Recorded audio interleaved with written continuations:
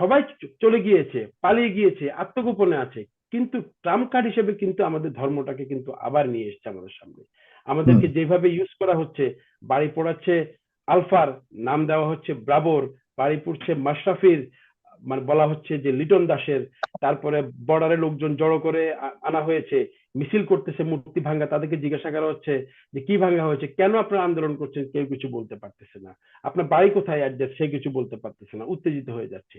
So আসলে স্ক্রিপ্টটা লেখা হয়েছে, বাট যারা লিখেছেন স্ক্রিপ্টটা, তারা খুব বেশি সময় নিয়ে বা একটু ভালো মতো স্ক্রিপ্ট গুলো লেখেননি, কিংবা যাদেরকে মানে এই প্রিপেয়ার ধর্মীয় করেছেন। ট্রাম্প কার্ড কাজে লাগেনি, এটা ফেইলিউর তাহলে আপনি বলতে যাচ্ছেন সম্পূর্ণ। আমি তো বলছি যে এই ট্রাম্প কার্ড কাজ করবে না। এই ট্রাম্প কার্ড কাজ করবে না, কারণ এখন হুম। আমাদের দেশটাকে অস্থিতিশীল করার জন্য বা দেশের সবকিছুকে আবার রিক্যাপচার বা এটা করার জন্য যতটা না আমাদের মানে তৎকালীন বা তৎকালীন না, অর্থাৎ যারা ক্ষমতাচ্যুত হয়েছেন আওয়ামী লীগ, তারা যতটা বেশি না উদ্গ্রীব, তারা যতটা বেশি না টেনশন, আমি মনে করব যে আমাদের পার্শ্ববর্তী দেশ ভারত, তারা তার চেয়েও বেশি টেনশনে আছে। কিন্তু আমি পুলিশের রিফর্ম নিয়ে বা পুলিশের আস্থাহীনতার জায়গা থেকে আবার আস্থায় ফেরত আসাটা, যে জিনিসটা খুব ব্যাপকভাবে এখন হুম।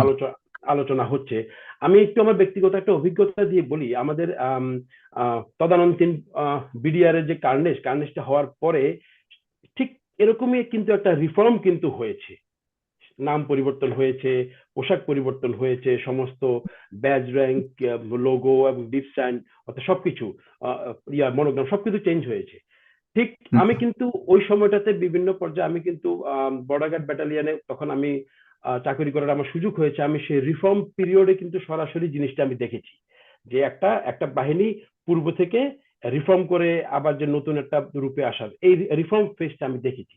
তো সেই অভিজ্ঞতা থেকে আমি একটু অ্যাড করতে চাই যে আসলে পোশাক পরিবর্তন করে কিংবা লোগো পরিবর্তন করে কতটুকু আমরা আমাদের চারিত্রিকগত রিফর্ম করতে পারবো, সেই জিনিসটাতে আমি হয়তো বা আমার ব্যক্তিগত অভিমতে আমার কিছুটা সন্দেহ থেকে যেতে পারে, বা কিংবা আমার হুম। একটু ডাউট থাকতেই পারে। কারণ যতক্ষণ পর্যন্ত আমরা আমাদের চারিত্রিকগত ভাবে আমরা আমাদেরকে রিফর্ম করতে না পারবো, আমি আমার দলীয়করণ থেকে বেরিয়ে আসতে না পারবো, ততক্ষণ পর্যন্ত কিন্তু আসলে যতই আপনি আহ পোশাক পরিবর্তন করেন বা সাইন পরিবর্তন করেন, মনোগ্রাম পরিবর্তন করেন, আসলে কিন্তু হবে না। কারণ এই সরকার 2009 থেকে অদ্যাবধি, এবং ফরাদ ভাই কারেক্টলি বলেছেন, বিশেষ করে 2013 পরবর্তী সময় থেকেই আহ, একটা আমরা যদি পুরো দেশটাকে যদি একটা গাছের মতো ধরি, একটা বৃক্ষের মতো ধরি, বৃক্ষের প্রতিটা শুধু ডালে ডালে না, প্রতিটা পাতায় পাতায় তারা তাদের নিজস্ব লোকজনগুলোকে তারা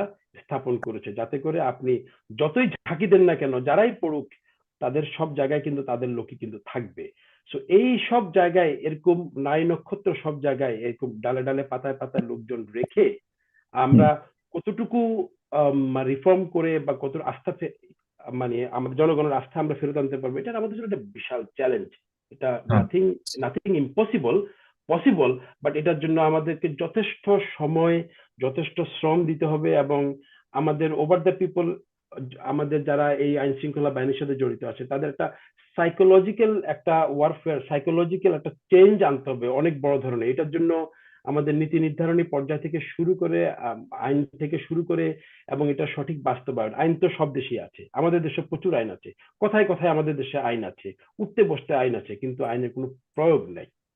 সো আইনের প্রয়োগের মাধ্যমে, সবকিছুর মাধ্যমে, দৃষ্টান্তে দৃষ্টান্ত স্থাপন করার মাধ্যমে আমরা যদি না আসতে পারি, তাহলে কিন্তু এই এই রিফর্ম করে বা এটা যত কিছু করি না কেন, জনগণের কাছাকাছি আসাটা আমার মনে হয় না এতটা সহজ হবে। বাট আমরা আশা হলে তো চলবে না, ডেফিনেটলি আমরা আশা করব যে এরকমটাই হবে। তারপরে আমি সাম্প্রতিক সময়ে আমাদের যে সাম্প্রদায়িক যে হামলা বা বিভিন্ন ধরনের ঘটনাগুলো ঘটছে, আমি জাস্ট একটু ভেরি ইন্টারেস্টিং এই বিষয়টা একটু আমি হাইলাইটেড করতে চাই আমাদের যারা শুনছেন। আমরা জানি এটা নতুন কিছু না, নাথিং নিউ, অল আর ইয়ে প্রেসক্রাইবড। এটা একটা নিউ ট্রাম্প কার্ড খেলানোর একটা চেষ্টা হচ্ছে, যেটা বরাবরই আমি সবসময় বলে আসি যে রাজনীতিবিদদের সর্বশেষ হাতিয়ার হচ্ছে রিলিজিয়ান, ধর্ম। ধর্মটাকে আমাদের পলিটিশিয়ানরা ওভার দ্য পিরিয়ড সবসময় শেষ হাতিয়ার হিসেবে তারা সবসময় ইউজ করতো। এখানেও কিন্তু তার তার ব্যতিক্রম কিন্তু না। তারা কিন্তু শুরুতেই কিন্তু সবসময় যে কাজটা করতো, সব ধরনের কার্ড তারা ইউজ করবে, সব ধরনের খেলা খেলবে, সবকিছু দেখে যখন ফেল হয়ে যাবে তখন ধর্মটাকে কিন্তু আমাদের পলিটিশিয়ানরা কিন্তু যুগ যুগ ধরে ইউজ করে আসছে শেষ ট্রাম্প কার্ড হিসেবে। কারণ এই একটা জায়গায় এসে কিন্তু আপনারা মাঝে কিন্তু জনগণকে কিন্তু ডিভাইড করে দেবেন, দিয়েই কিন্তু আপনি মাঝখান থেকে কিন্তু আপনি ফায়দা লুটার চেষ্টা করবেন।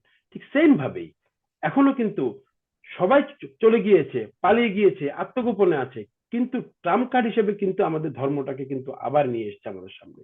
আমাদেরকে যেভাবে ইউজ করা হচ্ছে, বাড়ি পড়াচ্ছে আলফার, নাম দেওয়া হচ্ছে ব্রাভোর, বাড়ি পড়ছে মাশরাফির, মানে বলা হচ্ছে যে লিটন দাসের, তারপরে বর্ডারে লোকজন জড়ো করে আনা হয়েছে, মিছিল করতেছে মূর্তি ভাঙ্গা, তাদেরকে জিজ্ঞাসা করা হচ্ছে যে কি ভাঙ্গা হয়েছে, কেন আপনারা আন্দোলন করছেন, কেউ কিছু বলতে পারতেছে না, আপনার বাড়ি কোথায় অ্যাড্রেস সে কিছু বলতে পারতেছে না, উত্তেজিত হয়ে যাচ্ছে।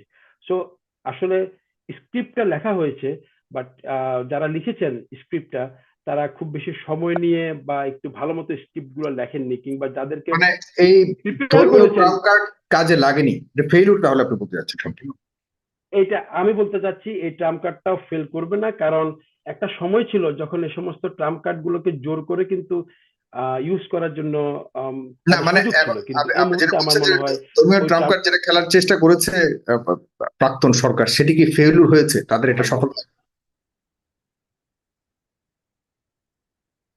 না, আমি আমি আমি তো বলছি যে এই এই ট্রাম্প কার্ড কাজ করবে না, এই ট্রাম্প কার্ড কাজ করবে না, কারণ এখন আমাদের দেশটাকে অস্থিতিশীল করার জন্য বা দেশের সবকিছুকে আবার রিক্যাপচার বা এটা করার জন্য যতটা না আমাদের মানে তৎকালীন বা তৎকালীন না, অর্থাৎ যারা ক্ষমতাচ্যুত হয়েছেন আওয়ামী লীগ, তারা যতটা বেশি না উদ্গ্রীব, তারা যতটা বেশি না টেনশন, আমি মনে করবো যে আমাদের পার্শ্ববর্তী দেশ ভারত, তারা তার চেয়েও বেশি টেনশনে আছে কিন্তু, কারণ তাদের ওভার দ্য পিরিয়ড তাদের এখানে কিন্তু প্রচুর ইনভলভমেন্ট, প্রচুর ইনভেস্টমেন্ট, ব্যবসা বাণিজ্য থেকে শুরু করে সবকিছু অনেক কিছুই আছে।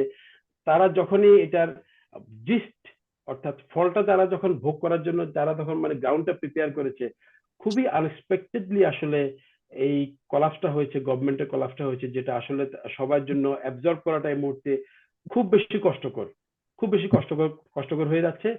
তো তারা চাবে এ ধরনের আনস্টেবল সিচুয়েশন ক্রিয়েট করার জন্য, বিভিন্ন ধরনের স্টেপ নেওয়ার জন্য, বিপ্লব কাউন্টার কাউন্টার বিপ্লব ঘটানোর জন্য।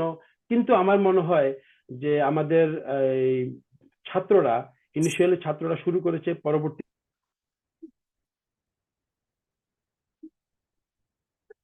জি, প্রিয় দর্শক, আমার কাছে মনে হয় আবারও মেজর সাইফুল ওয়াদুদের একই সমস্যা হয়েছে, তিনি হয়তো 2-3 মিনিট সময় নেবে। Nothing is impossible. হ্যাঁ, শোনা যাচ্ছে, বলুন। হ্যাঁ, একটু শোনা যাচ্ছিল না, তার মানে আপনি বলতে আমাদের যাচ্ছেন যেভাবে শুরু হয়েছে এখন আন্দোলন, সেটি কে নিয়ে আপনি শেষ কথা বলছিলেন, শোনা যায়নি। হ্যাঁ, আমি জাস্ট বলছিলাম যে আমাদের ছাত্র জনতা যে বিপ্লবটা আমাদেরকে যে ওয়ে আউটটা দেখিয়েছে, সেই ওয়ার্ডটার একটাই লেসন হতে পারে যে nothing is impossible. So nothing is impossible. So আমরা কিন্তু ভবিষ্যতে যে কোনো ধরনের অশুভ পরিকল্পনা, যে কোনো ধরনের কাউন্টার মেকানিজম,